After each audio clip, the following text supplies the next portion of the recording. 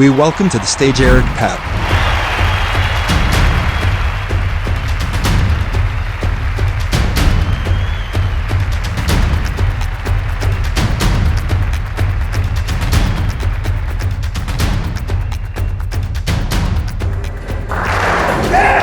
Guys, this is not like TV, okay? I can see you, all right?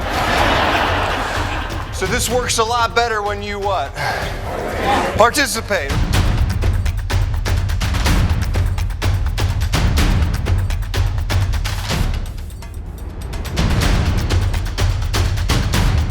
And that's really what I wanted to give you today is by the end of the 45 minutes, when you walk out today, you not only have strategies, but you have an increase in confidence on your level and you're able to deal with change. That you truly become, bless you, what this conference says is the architects of change. Not only becomes a theme, but it just becomes your way of life. Very concise and a wonderful, powerful message that I think a lot of people really took home some good points that they can use in their office and at home. And we live in a world that we have so much information coming at us nonstop, right? On our smartphones, everywhere. We're inundated with information. It's almost kind of like we've been drunk on information, but yet we're starving for the wisdom. In a complex, challenging, competitive marketplace that we live in, it's finding the vital few amongst the trivial many.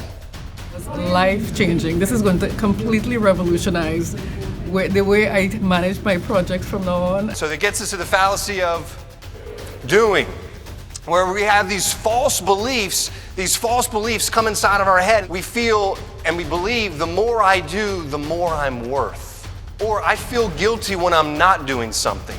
But the problem though that we run into though, is the busier I become, the less I what?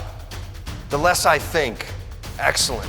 So it's not about so much putting in the hours as it is, what's the output, the impact and the value. The 3 habits of productivity. Plan, prioritize, and protect your time.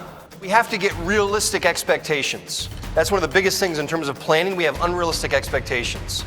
And then we feel like we're not good enough. Our confidence takes a hit. And the one thing that you have to protect as a knowledge worker in the age that we're in right now is your confidence. Because if your confidence takes a hit, your work starts to show for it. This can do not only for yourself, it's a little early for that, isn't it? I know. I'm just a little Miller time, right? My goal is to make you laugh, have some fun. But the disconnect comes between what our values are and then what are the behavior of our leadership and the behavior of our employees. When we don't pay attention to the standards of behavior of an organization, we start to develop what in our foundation? Cracks. And so there's values, habits, and skills, and then we feel that we've got some problems here, but we might not address foundational issues. What do we then address is we just address the skills, the abdication of accountability. So on this team, this manager is not holding the team accountable for their performance. He's not having honest conversation. That's where the first value comes in, honesty. And that honest communication. He's not having honest communication with his team. And so what's happening is good employees are getting punished with more work and less time. Bad employees get rewarded with less work and more time. If I have a team of 7 people and we have the value of responsibility, and I define responsibility as making it happen. And responsibility can either be viewed in 2 lights. If you look it up in the dictionary, it can either be viewed as blame, guilt, liability, or power, influence, and control. And the way in which responsibility is seen by the employees is set by the context, is set by the leaders. So if you have senior leaders in an organization saying, I'm not responsible, that was this person's department, or I'm not responsible, that was this person over here. If you have leaders in an organization that are deflecting and not taking responsibility, then what happens? It trickles right on down. Eric's presentation on the 3 values that are critical in an organization were just spot right on, because it requires an employee to look in the mirror and do the mirror work, to understand are their personal values align with the direction of the organization. When we view failure, we internalize it. Don't internalize it, right? Because when you let go of internalizing, then it lets go of this emotional headlock that it's got on you. Then you free yourself from that because you're able to emotionalize the change, and then it has no power over you. You know, one of the things that we talk about every day is work balance and focus, productivity, and sometimes we get carried away with what is really important, and I think he showed us. When people say, they say talk is cheap, right? Have you heard that? Talk is cheap. Well, talk is not cheap, however. Talk is actually very expensive because some people are talking all the time and they don't realize that it's costing them a lot. So this is a very important principle. So if you get this principle, this is like the foundation here.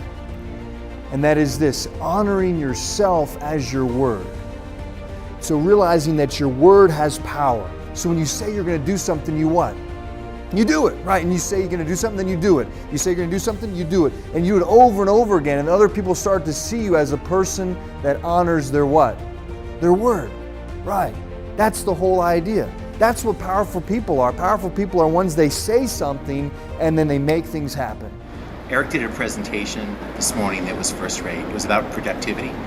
And life is about choices and getting tools that enable you to identify how to be more efficient, more productive, so you can celebrate the best of life, not just work, is what it's all about. Spend time with Eric. It'll be time that you spend really, really well. Everything in life takes courage. What's my definition of courage? Courage is taking action even though you're what? Scared. When something comes on our desk and it's new, then it can bring up uncertainty or fear.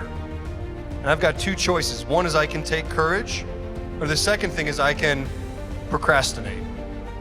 Uncertain and fear, I've got two choices. One is I can take courage, I can jump in, and that's taking action even though I'm scared.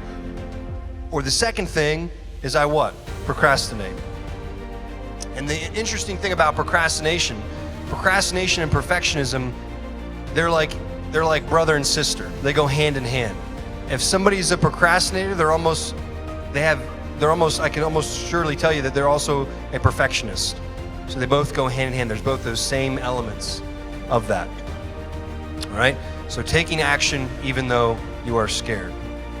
Eric's been working with us now and has helped us design and implement our GHX University, which is a comprehensive 6-month program that helps prepare our leaders to be the best managers they can be for our organization. Some of us view our day in terms of the hours we put in. We say, man, it was a great day because I spent 10 hours at the office today. Or man, it was a fantastic week. You know, I worked really hard this week. I spent 80 hours at the office. And we're so fixated maybe on the hours that we put in. It's a very archaic way of still viewing our time. As opposed to the hours, I want you to shift and focus on what are my main priorities today? What are my 3 to 5 things? Because we got all these things that we're trying to do. I've got all these hours in the day, so I'm just filling it up with stuff. I'm filling it up. And next thing you know is I'm trying to move 100 different things an inch rather than 3 big projects a mile. I've been doing this program on managing multiple priorities since 2010. I was the #1 ranked trainer in North America on this topic, and all the thousands of people I've talked with. Now, we don't account for what? Interruptions. We don't account for what? Phone calls. We tell ourselves a lie every day, and that lie is what? I'm going to get it done. And here's the fascinating thing. At the end of the day, do we focus on what's done or do we focus on what's not done? Focus on what's not done. So therefore, do we leave feeling excited and feeling a sense of accomplishment, or do we leave feeling like I'm still behind the 8 ball? I'm still behind the 8 ball and I still feel like the weight of the world on me. Can anybody relate to this? Do you see this? And then over time, and I'm going into work like this, and how I show up determines how I act. So I'm going to work like this, and then that determines the result that I'm producing. So I'm not feeling excited about it. I'm just kind of more and more I'm getting that overwhelmed because I'm putting way too much on my plate. I'm not distinguishing between what's a priority and what can wait. What's a project that I want to say yes to and I want to move in 100 miles an hour, and what's something I want to say no, not right now. It's a very powerful word to say no, and also to subtract and see what are the other projects that are really kind of keep me distracted from what's really important. You know, if I say growing my business by 25% is really important, then what are the key elements, the 2-3 things that are really going to drive me there? But 3 wishes, that is this. May you have gratitude for your past. May you have joy for your present. And may you have hope in your future. My name is Eric Papp. Thank you guys.